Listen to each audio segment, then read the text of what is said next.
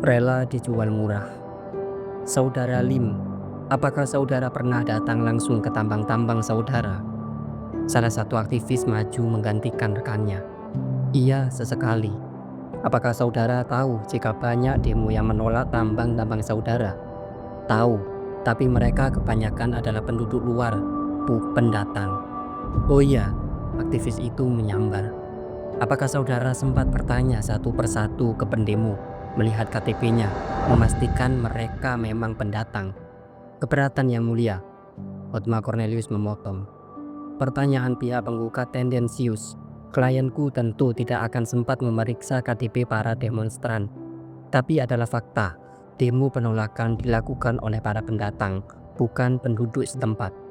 Mana faktanya? Dari dulu aku penasaran soal ini. Apakah pernah disampling? Berapa persen yang memiliki KTP domisili setempat? Berapa persen KTP pendatang? Silakan periksa di semua dokumen yang diajukan oleh PT Semesta Minerals dan Mining sebagai pembelaan. Tidak ada angkanya. Tolong buktikan pernyataan saudara Lim barusan. Hotma Cornelius terdiam, benar juga. Aku ralat yang mulia. Bukan klienku yang pertama kali menyatakan jika demo dilakukan oleh para pendatang. Pernyataan itu dikeluarkan oleh pejabat-pejabat aparat lantas dikutip oleh berbagai media. Jadi kami merujuk fakta tersebut ke sana. Jika pernyataan itu tidak akurat, maka silahkan tanyakan ke pejabat membuat pernyataan. Mungkin dia yang telah melihat KTP para pendemo. Hotma Cornelius menjawab, tidak percuma dia dibayar mahal. Dia selalu lihai berkelik. Keberatan diterima. Harap fokus pada poin yang hendak ditanyakan saudara penggugat. Pimpinan sidang bicara. Baik yang mulia. Aktivis kembali menatap kursi di depannya. Saudara Lim, apakah saudara tahu kenapa tambang Anda sering didemo? Tuan Lim mengangkat bahu. Mungkin karena ada yang tidak puas. Itu salah satu penyebabnya, saudara Lim. Tapi apakah pernah terlintas di kepala saudara? Kenapa banyak penolakan, demonstrasi, bahkan bentrokan di tambang dan smelter yang saudara miliki? Rasa-rasanya sebagai pengusaha, itu sudah resiko bisnis. Selalu ada masalah yang muncul di lapangan. Apalagi bisnis tambang, itu resiko mendapat penolakan. Tapi, pernahkah saudara memikirkannya dengan mendalam? Jangan-jangan itu karena PT Semesta Minerals dan Mining memang melakukan cara-cara yang tidak baik. Keberatan yang mulia. Hotma Cornelius berdiri, melonggarkan dasinya. Aku sudah berkali-kali menjawab pertanyaan itu. Klienku memenuhi semua regulasi yang ada. Buat apa lagi ditanyakan? Kami membutuhkan jawaban langsung dari saudara Lim. Aktivis mendesak. Keberatan ditolak. Harap dijawab pertanyaan tersebut. Pimpinan sidang menengahi. Tuan Lim mengangguk. Perusahaanku selalu berusaha memenuhi regulasi yang ada, mulai dari pembebasan lahan, operasional tambang, penanganan limbah, hingga masalah lingkungan hidup. Rasa-rasanya selain memberikan kontribusi besar kepada negara dalam pembayaran pajak, perusahaanku juga melakukan banyak sekali untuk mendukung kemajuan masyarakat setempat. Tahun ini, bahkan perusahaanku memulai kampanye Semesta Green tentang kegiatan pertambangan yang berwawasan sosial dan lingkungan, agar kesadaran seluruh internal perusahaan semakin berlipat ganda. Aku sendiri yang memimpin kampanye bernilai miliaran dolar itu. Jadi sekali lagi, sebagai pemilik PT Semesta Minerals dan Mining, aku menggaransi tambang-tambang itu beroperasi dengan cara-cara yang baik. Persoalan penolakan, demonstrasi, bentrokan, tentu selalu dicarikan solusi terbaik.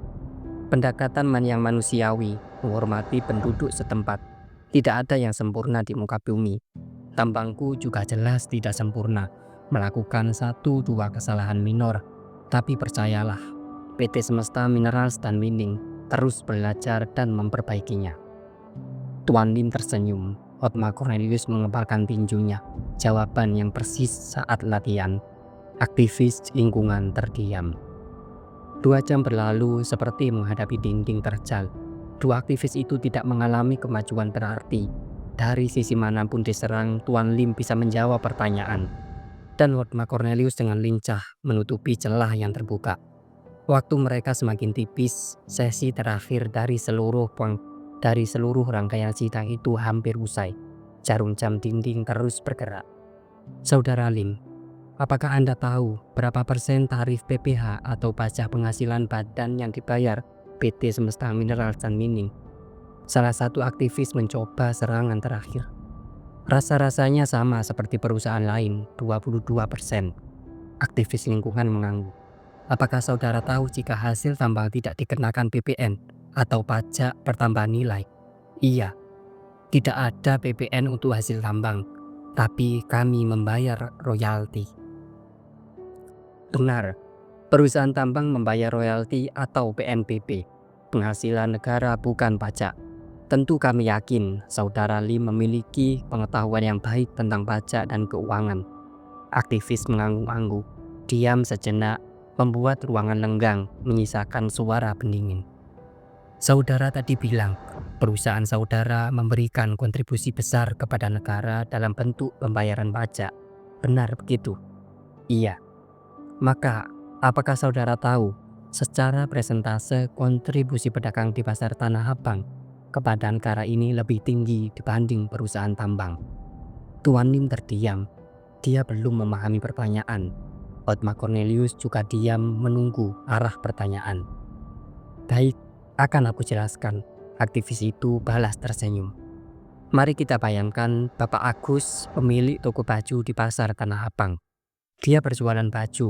Dalam setahun omsetnya katakanlah 100 dengan keuntungan 20.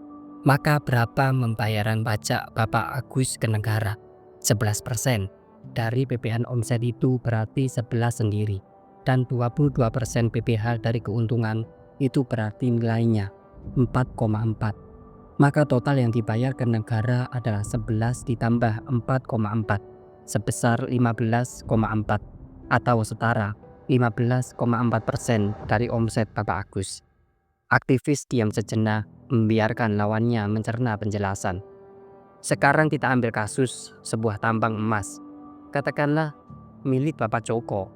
Untuk memudahkan perbandingan penghasilan tambang ini, setahun kita anggap sama seperti Pak Agus 100 dengan keuntungan 20. Berapa kontribusi Bapak Joko ke negara? Dia tidak membayar PPN, jadi 0 dari sini. Tapi dia kena royalti atau PNBP. Berapa tarifnya? Tambang emas tarif royaltinya sebesar 3,7% sampai 10%. Progresif sesuai harga emas dunia. Secara rata-rata ada di 5%. Artinya royaltinya 5 dari total omset 100 ditambah 22% PBH dari keuntungan atau senilai 4,4. Maka total semuanya yang disetor ke negara sebesar 5 ditambah 4,4. Totalnya 9,4 atau setara 9,4%. Aktivis diam lagi tersenyum. 15,4% versus 9,4%. Menurut saudara Lim, siapa yang berkontribusi lebih banyak? Tuan Lim menggeleng, dia akhirnya paham poin aktivis. Tidak seperti itu perhitungannya. Lantas, seperti apa perhitungnya? Itu terlalu menyederhanakan perhitungan. Tuan Lim menggeleng lagi. Omset satu tambangku bisa setara seluruh pasar Tanah Abang, 100 triliun per tahun. Dari satu tambang itu saja, pemerintah mendapat royalti 5,6 triliun. Belum ditambah PPH sekitar 12 triliun. Total 17 sampai 18 triliun. Jelas lebih besar kontribusi bisnis tambang. Saudara Lim, aku tidak membahas nilai rupiahnya. Aku ulangi pertanyaanku. Secara persentase, mana yang lebih memberikan kontribusi? Tambangku jelas membuka lowongan pekerjaan secara masif. Di satu smelter bisa 50.000 pekerja. Tanah Abang berapa? Tambangku juga mengalirkan investasi miliaran dolar. Tanah Abang berapa? Dan yang tidak kalah penting, resiko tambang lebih besar. Kegagalan eksplorasi, kegagalan operasional. Wajar-wajar saja tarif royaltinya 3,75% atau 5%. Saudara Lim secara persentase mana yang lebih memberikan kontribusi? Aktivis lingkungan mendesak. Tuan Lim diam, juga Hotma Cornelius mereka tidak mau menjawabnya. Yang mulia, sejak dulu industri tambang ini selalu bombastis dengan angka-angka. Aktivis berseru lantang. Sekian ratus triliun kenaikan ekspor, sekian miliar dolar pembayaran pajak. Tapi sesungguhnya, secara presentase atas omset kontribusi industri ini rendah. Rata-rata royalti tambang hanya menyetor 5%. Royalti smelter rata-rata hanya 2,5%. Bandingkan dengan PPN 11%, barang dan jasa lain. Bahkan hasil olahan smelter tertentu pernah 0%, tidak membayar apapun. Lebih tragis lagi, industri ini banyak yang mendapatkan tax holiday, pembebasan pajak. Ada yang 7 tahun, 10 tahun, bahkan smelter milik PT Semesta Minerals dan Mining mendapatkan tax holiday 20 tahun. Itu rasanya itu karena investasi miliaran dolar. Tuan Lee menimpali. Rasa-rasanya tidak semua perusahaan berani melakukan investasi sebesar itu. Tidak semua bank berani memberikan pinjaman untuk modal. Sangat beresiko. Jadi sangat wajar smelterku mendapatkan tax holiday. Yang mulia, aktivis lingkungan mengabaikan Tuan Lim, meneruskan kalimatnya. Dengan mendapatkan tax holiday 20 tahun, maka praktis perusahaan itu tidak akan membayar 22% PPh badan selama 20 tahun tersebut. Fantastis, mereka benar-benar dimanjakan. Siapa sebenarnya yang paling menikmati industri tambang dan smelter ini? Apakah rakyat, penduduk setempat yang tergusur? Apakah pemerintah yang bangga sekali dengan angka ratusan triliun? Tapi sebenarnya hanya 5% saja dari total penjualan atau pemilik tambang dan pemilik smelter itu. Tuan Lim terdiam. Hotma Cornelius melonggarkan dasinya. Daksar, aktivis sialan. Mereka tidak mudah menyerah begitu saja. Mereka selalu mencari celah mencungkilnya. Dan satu lagi yang menarik yang mulia. Rekan aktivis lingkungan berdiri melangkah mendekati Tuan Lim. Saudara Lim, apakah saudara tahu harga biji nikel kadar 1,8% di pasar spot Shanghai? Tuan Lim masih diam sejenak menatap aktivis lingkungan. Tuan Lim tahu harganya. Aku tidak terlalu mengikutinya. Mungkin sekitar 70 dolar per weight metric ton. Iya, sekitar itu.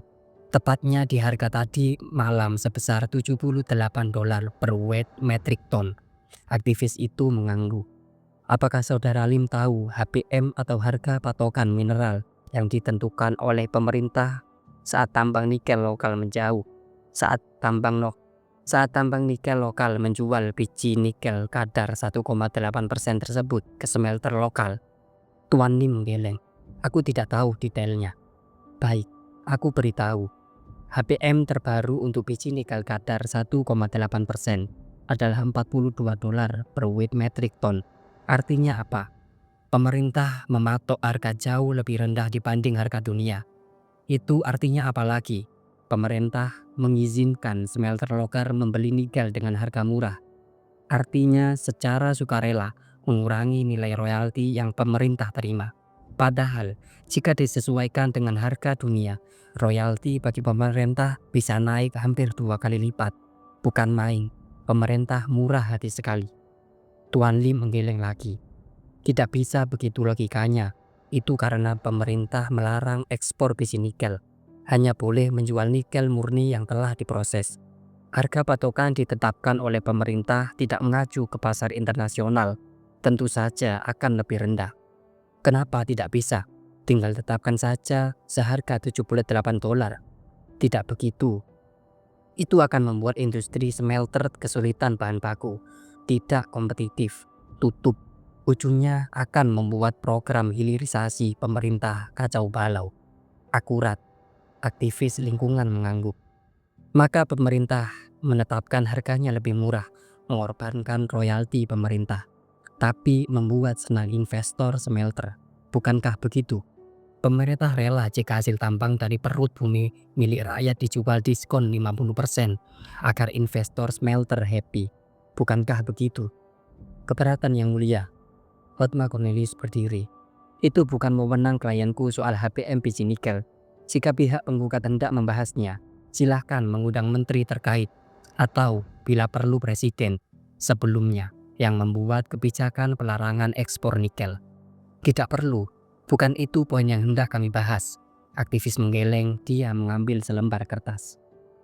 Aku membahas perbandingan HPM dan harga biji nikel dunia hanya untuk pemanasan masalah yang lebih serius. Terserah pemerintah sajalah jika mereka bersedia kehilangan royalti dengan menentukan HPM lebih rendah.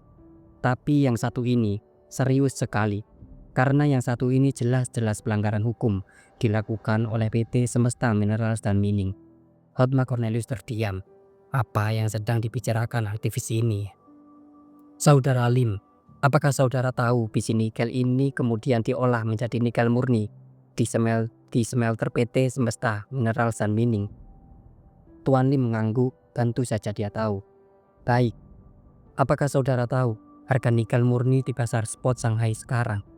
Sekitar $20.000 per metrik ton. Benar, tepatnya $21.500 per metrik ton. Maka pertanyaannya, berapa harga yang dipakai oleh PT Semesta Minerals dan Mining saat menjual nikel murni hasil produksi smelternya ke perusahaan Cina? Tuan Lim terdiam, juga Hotma Cornelius melonggarkan dasinya. Kemana arah aktivis sialan ini? Mereka hendak menyampaikan apa? Tentu sesuai harga pasar, $21.500 per metrik ton. Tuan Lim akhirnya menjawab. Aktivis lingkungan menggeleng sedramatis mungkin. Sayangnya tidak, Saudara Lim. Ruangan 3x6 meter itu lenggang. Semua memperhatikan. Itu harus sesuai harga pasar. Tuan Lim balas menggeleng. Tidak, Saudara Lim. Dan tolong berhenti pura-pura tidak tahu. Aku punya bukti. Jika PT Semesta Minerals dan Mining tidak menjual dengan harga pasar, nikel murni tersebut hanya dijual dengan harga $10.000 per metrik ton atau separuhnya saja. Siapa yang membelinya?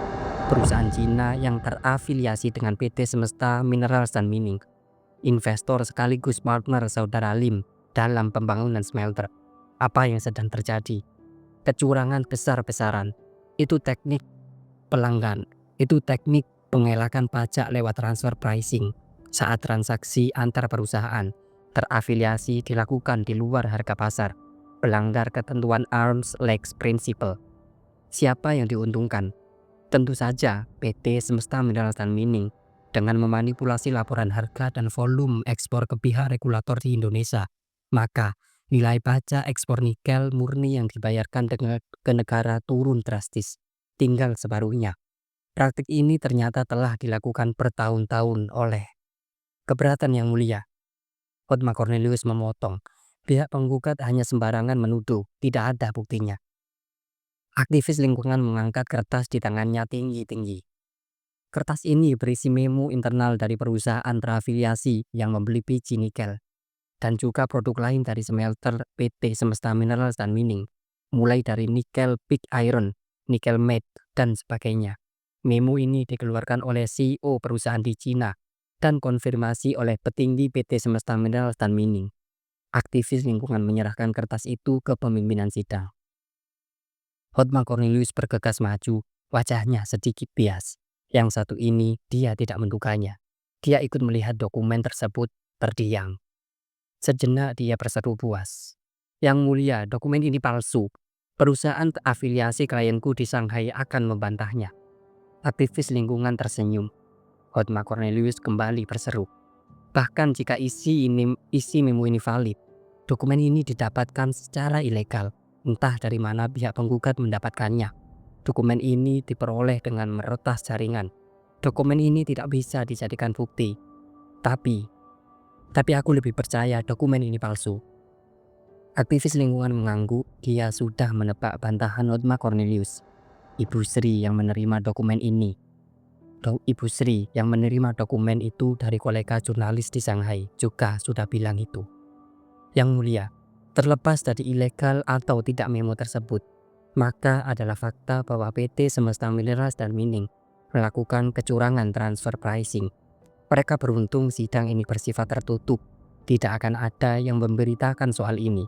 Atau lebih mengenaskan lagi, pegawai pajak di negeri ini bahkan tidak paham sama sekali apa yang sedang terjadi, tidak kuasa menyelidikinya, hanya berani jika sedang menyelidiki kasus pajak UMKM. Tapi intinya, dalam setiap kesempatan pejabat pemerintah bangga sekali dengan industri tambang, bangga sekali dengan program hilirisasinya. Angka-angka bombastis diumumkan, ekspor naik menjadi 1.000 triliun dan sebagainya. Tapi mereka luput melihat gambarnya besar. Tapi mereka luput melihat gambaran besarnya. Berapa sebenarnya royalti yang diterima oleh pemerintah?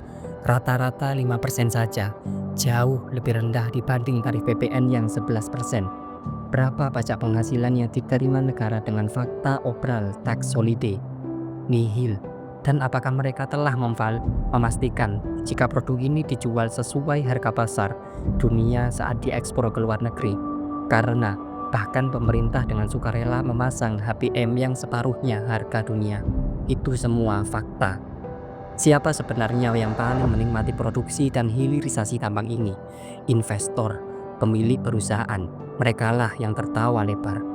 Mereka yang menikmati 95% dari nilainya tambang ekspor yang nilai menjadi 1.000 triliun, yang naik menjadi 1.000 triliun tersebut. Lantas yang kedua diuntungkan tentu saja negara asal investor dan tujuan penjualan produk tersebut. Yang ketiga, pejabat-pejabat pemerintah yang memiliki tambang atau bermitra dengan pengusaha. Merekalah orang-orang yang menang banyak. Lantas siapa yang paling dirugikan? Ratusan juta rakyat negara ini. Mereka diusir dari tanah nenek moyangnya demi proyek-proyek ini. Mereka juga tidak menikmati hasil tambang yang dikeduk dari perut bumi Ibu Pertiwi.